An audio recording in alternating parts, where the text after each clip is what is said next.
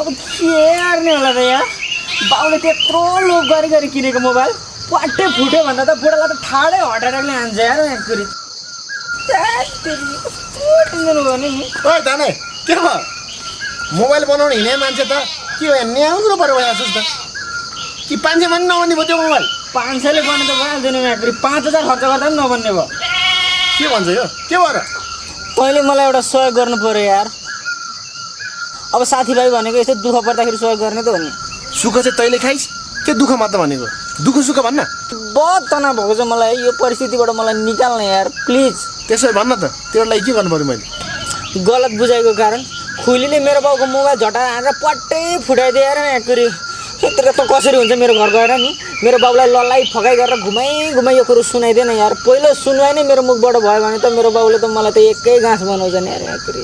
जिन्दगी नै दाउमा राख्ने खालको जस्तो परिस्थिति रहेछ तेरो। ल यति भयो भने चाहिँ आँट आउँछ जसरी भए पनि मिलाइदे प्लिज यार। मलाई हान्छ नि यार तारो हान्छ नि यार बाउले मिलाइदे। म मिलाइदिइहाल्छु नि म माथि भरोसा छ नि तँलाई छ म तेरो साथी हो क्या हो टेन्सन नलि क्या म गरिदिन्छु तर ज्यान बच्यो भने चाहिँ घर बेलुका यसको पार्टी हान्नुपर्छ। ओए भन्दाखेरि चाहिँ अलिक चिल्लो घसेर भने बाको प्रेसर हाइ छ पुग्लुकै ढल्छ नि यार फेरि एकचोटि। अङ्कल ओ प्रितोष अङ्कल अङ्कल को हो भित्रै आऊ न।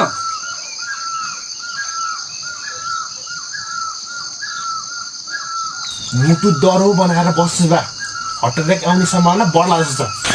होइन कुरो के हो बाबु मैले त बुझिनँ नि अलिक प्रष्ट पाएर भन न। तपाईँले बनाउन दिएको त्यो मोबाइल छ नि बहने छ माया मार्ने छ अब त्यसको।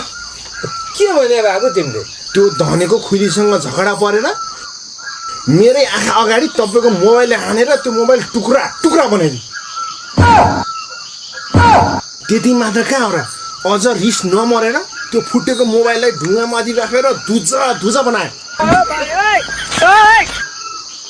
होइन यो धनीले गर्नु खोजे चाहिँ के होला भने मलाई कति दुःख दिन सके।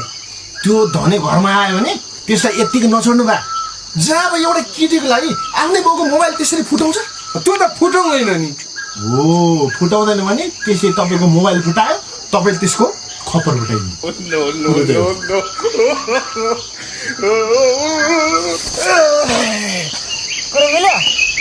बाउ चाहिँ तैँले पाक्यो साथी कस्तो एकैचोटिमा तेरो समस्या बुझ्दै हो र हो नि। धनीले मोबाइल फुटाएको डरले घर आएको छैन भनेको त त्यो चाहिँ अब मोबाइल फुटोस् रे तर मेरो छोरो धनी कसरी हुन्छ घर आइदिनुहुन्थ्यो भनेर तेरो बाटो हेरिरहेको छ।